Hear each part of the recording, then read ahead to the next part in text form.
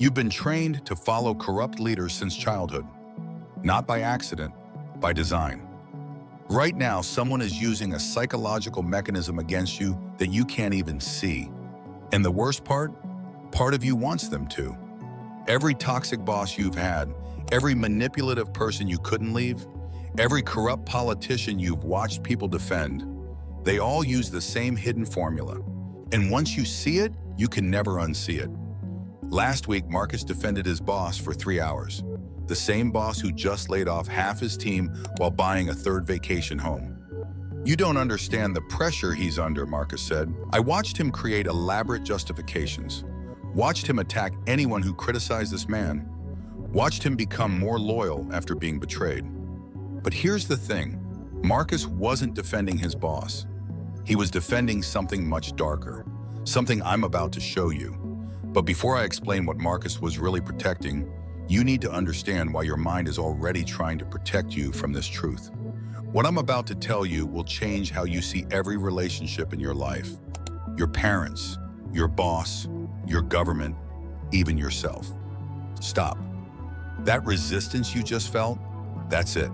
That's the mechanism. Because there's a reason you keep choosing the wrong people. A reason you defend those who hurt you. A reason you feel guilty for questioning authority. It's not weakness, it's not stupidity. It's something a German philosopher discovered that was so dangerous. It helped inspire 2 world wars. Most people will close this video right now. Their mind won't let them continue. They'll call it negative, pessimistic, wrong. But you're different. You've already felt this truth your whole life. You just didn't have the words for it. In the next 60 seconds, you're going to understand why every powerful person in your life has been playing the same game, and why you've been helping them win. Actually, wait, before I reveal this, let me ask you something. Have you ever noticed how the most corrupt people always have the most loyal followers? Friedrich Nietzsche called it the slave morality. Stop, don't run from that phrase. That discomfort you're feeling, that's your programming fighting back. He discovered that humans have 2 moral systems fighting inside them, and the one that's winning is the one that keeps you weak. Here's the part nobody wants you to know. You've been programmed to see your own powerlessness as virtue. Turn the other cheek. Be humble. Don't rock the boat. Good things come to those who wait. Sound familiar? These aren't moral truths. They're control mechanisms. And the people in power, they follow a completely different set of rules. While you're being humble, they're taking credit. While you're waiting your turn, they're cutting in line. While you're being good, they're being effective. But here's where it gets dark. You already know this. Deep down, you've always known. Remember Marcus? This is what he was really defending. Not his boss, his own cage. Nietzsche saw something nobody wanted to admit. The weak didn't become moral because they were good. They became moral because they couldn't win any other way. Think about it. When you can't defeat someone stronger, what do? You make strength itself evil. You make ambition selfish. You make power corrupt. Not because it's true, because it's the only weapon you have left. This is slave morality, and you've been living it your entire life. Every time you've said money doesn't buy happiness while struggling to pay rent. Every time you've called successful people lucky instead of learning their strategies. Every time you've worn exhaustion like a badge of honor. You've been participating in your own oppression. But Rachel, who runs that company you admire, she knows this game. She uses slave morality to control her employees while practicing master morality herself. She preaches work-life balance while sending emails at midnight. She demands loyalty while keeping her options open. She makes you feel guilty for negotiating while taking everything she can get. And here's the twist that will haunt you.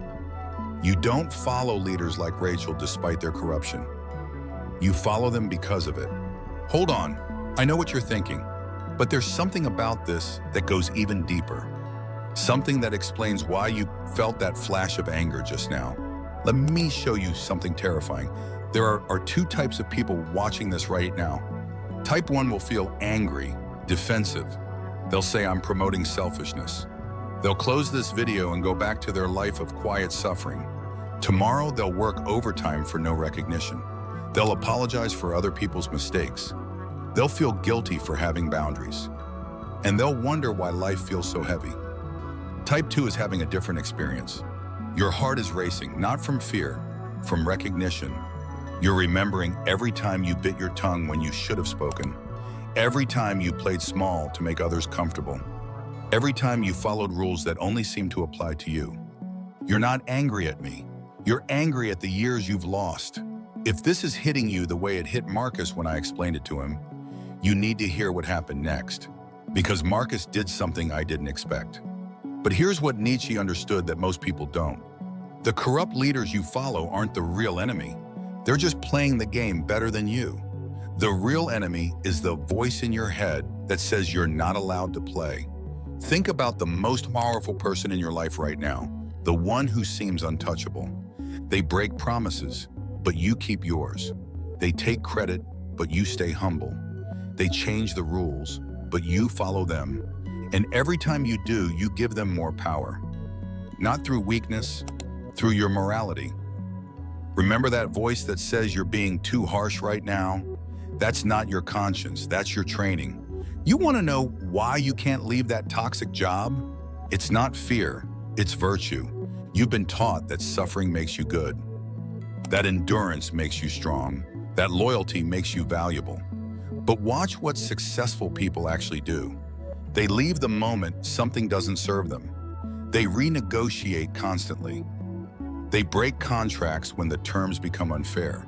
And you call them selfish while you suffer nobly. Nietzsche saw this pattern everywhere. The slave celebrates suffering. The master simply refuses to suffer. The slave says, I could never do that. The master says, I could never not. Actually, there's something about the word master that probably triggered you. Good, that's the programming trying to protect itself. Here's the deepest cut. Every time someone has taken advantage of you, they were counting on your slave morality to keep you in place. Your boss underpays you because he knows you'll feel guilty asking for more. That friend who only calls when she needs something, she knows you'll feel selfish saying no. Politicians lie to you because they know you'll feel powerless to resist. They're not afraid of your anger. They're counting on your virtue. But something's changing in you right now, isn't it? You're starting to see the game, starting to understand why you've been losing. And more importantly, you're starting to realize you don't have to. Let me tell you what Marcus did after our conversation. He walked into his boss's office the next day, didn't ask for permission to speak, didn't apologize for taking up time. He simply stated what he wanted. His boss tried the usual tactics: guilt, delay, false promises. But Marcus saw it all happening. Like watching a magician when you know the trick. He got a 40% raise that day. Not because he threatened to leave, because he stopped asking and started taking. This is where everything changes. You have two choices right now. You can close this video, call me dangerous, and go back to your life. Tomorrow you'll wake up, follow the same rules, suffer the same indignities, and wonder why nothing changes. Or you can accept what you've always known. The game is rigged, but not how you thought. It's not rigged against you, it's rigged by you against yourself. Every moral rule that keeps you small, every virtue that keeps you suffering, every principle that keeps you powerless. You put them there, which means you can remove them. I'm not telling you to become evil. I'm telling you to become effective. Stop apologizing for taking up space. Stop feeling guilty for having standards. Stop playing by rules that your opponents ignore. You know that voice that says you're being selfish? That's not your conscience. That's your programming. And every corrupt leader you've ever followed knows it. They trigger your slave morality to control you while practicing master morality to win. But once you see it, you can't unsee it. Once you understand the game, you can't not play. If you're feeling that shift right now, like your old self is dissolving, good. That's exactly what needs to happen. Hit that like button if you're ready to stop being readable.